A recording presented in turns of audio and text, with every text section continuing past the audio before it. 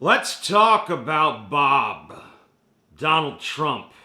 I call him Bob now. It stands for Big Orange Bastard. Our president is essentially a human spray tan who speaks in monosyllabic caveman grunts, yet thinks he's the greatest and the smartest and the most capable president we've ever had. He's walking proof of the Dunning-Kruger effect.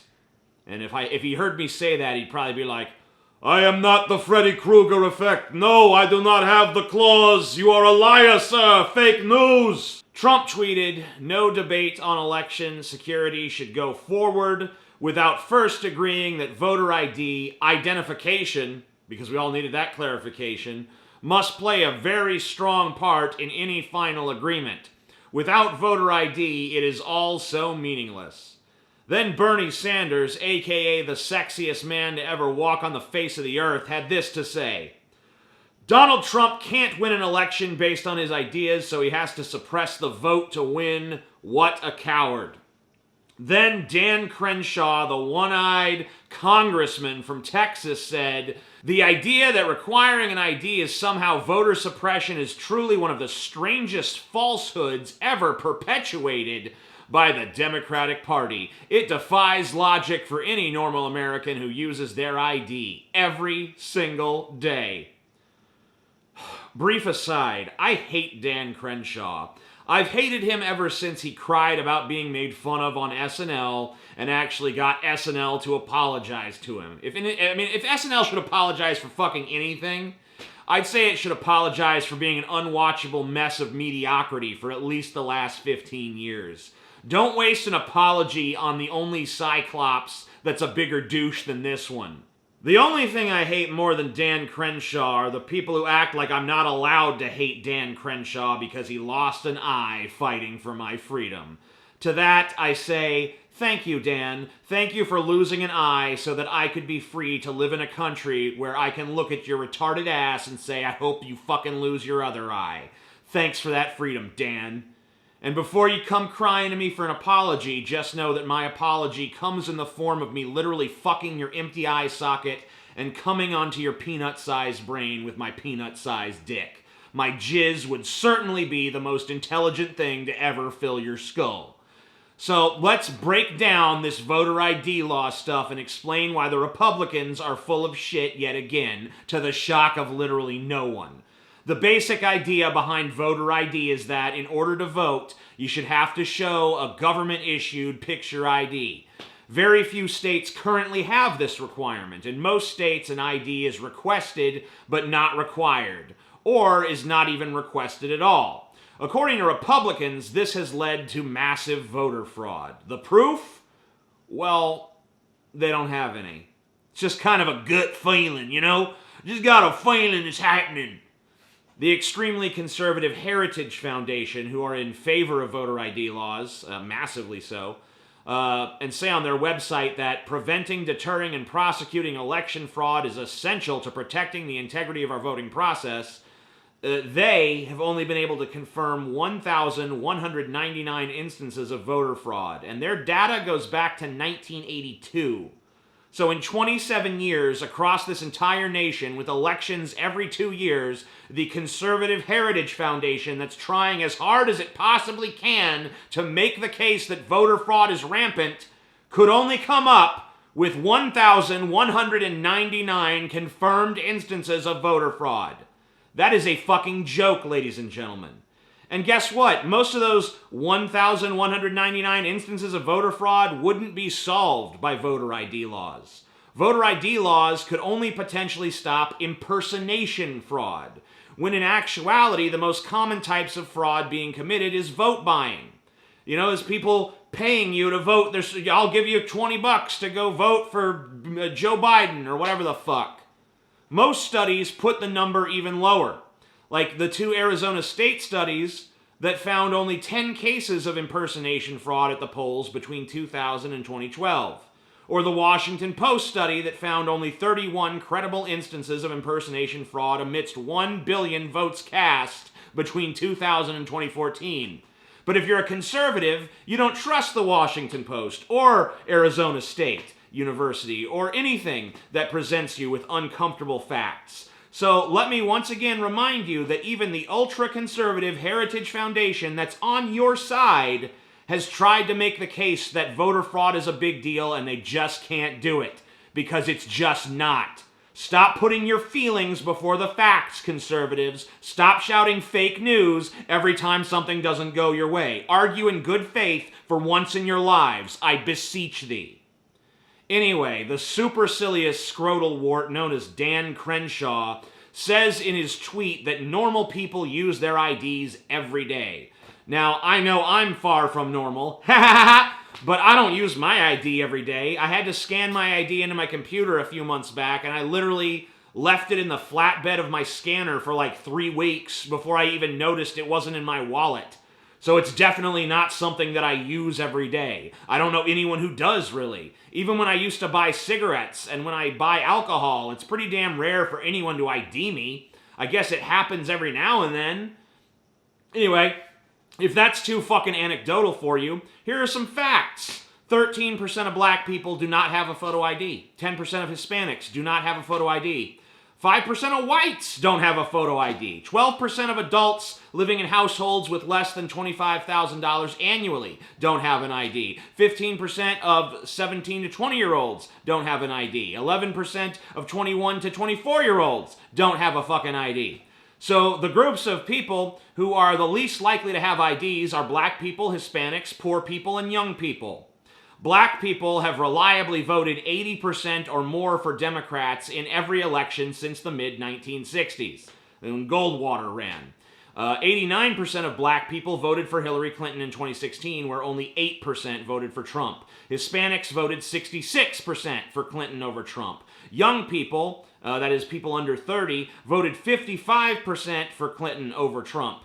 People from lower income households, defined here as $50,000 or less, voted 53% for Clinton and 41% for Trump. It's pretty obvious that Republicans are interested in voter ID not because they're concerned with voter fraud, but because it's a good way to potentially suppress voters who statistically skew Democrat. Does anyone out there have any doubt that if those without ID skewed Republican, we'd be hearing totally different rhetoric from both sides? This is all about votes. Democrats want people without IDs to be able to vote because they're more likely to vote Democrat. Republicans don't want them to vote for the same reason.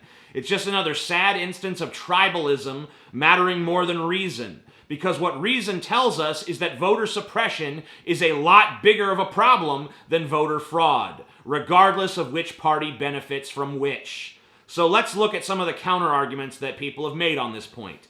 Probably the one you hear the most is, it's not even that hard to get an ID. Some will even go the extra mile of pretending to be really stupid so that instead of arguing the point, you waste time trying to figure out what the fuck kind of crack they're smoking. They say shit like, oh, you're saying black people are too stupid to figure out how to get an ID. We see who the real racists are. No, I'm not saying black people are too stupid to get an ID. I'm just pointing out the statistical reality that black people are around 60% less likely than white people to have a picture ID. But let's set that bullshit aside and address the actual point that getting a picture ID is really easy. This is the idea. Oh, so fucking easy. Even if that were true, by the way, so what? It's easy to go out and buy a fucking white t-shirt. I know this isn't a white one, but you can use your imagination. Does that mean that it's a reasonable requirement to say you have to wear a white shirt to go vote? Just because it's easy to get one? No, obviously not. But here's the thing. It's not easy. Getting a fucking ID isn't easy. The poorer you are, the less easy it is. You don't just walk into a DMV and tell them your name and get an ID issued. The ID itself costs money. I was shocked by the number of conservatives who told me that IDs are free. They're not. How do you not know that?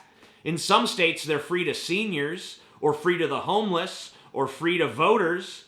But in the vast majority of states, there's a fee. In some states, like Washington, the fee is really pretty steep. Washington fee is $54. Oregon is $44.50. Hawaii is $40. Alabama, it's $36.50. In Mississippi, one of the poorest states in the country, by the way, it's $33 fucking dollars to get an ID. Only in 2 states, South Carolina and North Dakota, is it actually free. DMVs don't tend to be open on the weekends either. In some states, the DMV might only be open for 1 or 2 days a week. So if you've got a job that requires you to work weekdays from 9 to 5, you might have trouble even getting to the fucking DMV. You might not have a DMV close by either. You might not have a car. You might have trouble getting there if you don't fucking have a ride, right? Especially if you live in an area with no good public transportation. Let's not forget about the homeless as well. They don't even have a fucking address. Have they forfeited the right to vote? Seems like they need representation as much as anyone else, right? I mean, more than most of us probably, if we're honest. How do you show proof of your address to get your license if you have no address to show proof of? Many of these states require things like birth certificates or social security cards to get your ID issued. If you don't have a birth certificate, it can be like $50 to get a new one. My friend and co-host Paul couldn't get an ID after several hours at the DMV because some of his documents said junior and some of them didn't. If he was dirt poor and had already set a day aside to deal with getting an ID only to be denied for such a stupid reason, when would he have the time to go back again, especially knowing that the same thing might happen?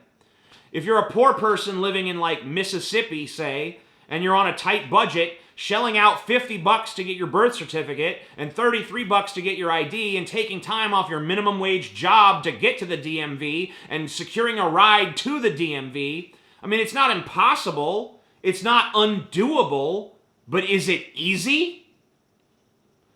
I don't think getting an ID is easy even for those of us who don't have those kind of problems. I mean, the DMV is a fucking nightmare. Everyone knows that. If you tell someone you're going to the DMV, they're like, oh, I'm sorry. Because it's horrible. It fucking sucks. The only reason most of us do it is because we have to for some stupid fucking reason or another. But it's a fucking bureaucratic nightmare.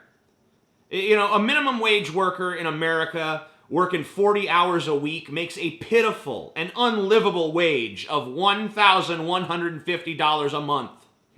Can they really afford to miss a day?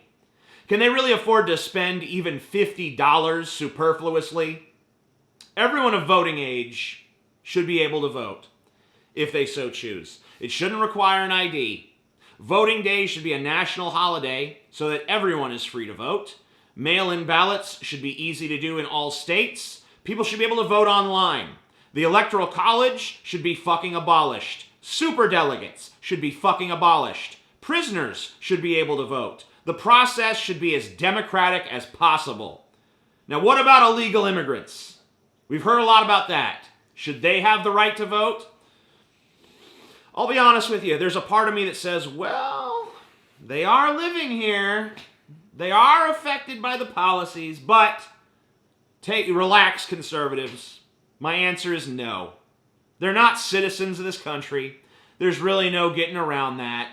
But I will say this, any preventative measure that we employ to make sure that they don't vote, that illegal immigrants don't vote, is not worth it to me if it denies even one American citizen their constitutional right to vote. And by the way, everything I say here, I say as someone who was a conscientious non-voter in the last election. And if this election comes down once again to two candidates that I do not care for, I will choose once again not to vote. I have the right not to vote, just as everyone who is an American citizen over the age of 18 should have the right to vote. And that's where I stand. If you stand somewhere else, that's fine, man. Wow, it's great. Isn't it great that we can disagree and still be civil to each other? Except for Dan Crenshaw. That piece of shit needs to go fucking... ugh. Let me know your position in the comments below. I thank you kindly for rating this video, even if you rate it as a stupid piece of shit that you wish you'd never seen. And if you enjoyed it, maybe if you got some spare time, share it around. Send it to some random people you think might be interested or pissed off by it. Have a great day, and I just want to remind you not to take yourself or this world too seriously. It's all a crock of shit, and then you die.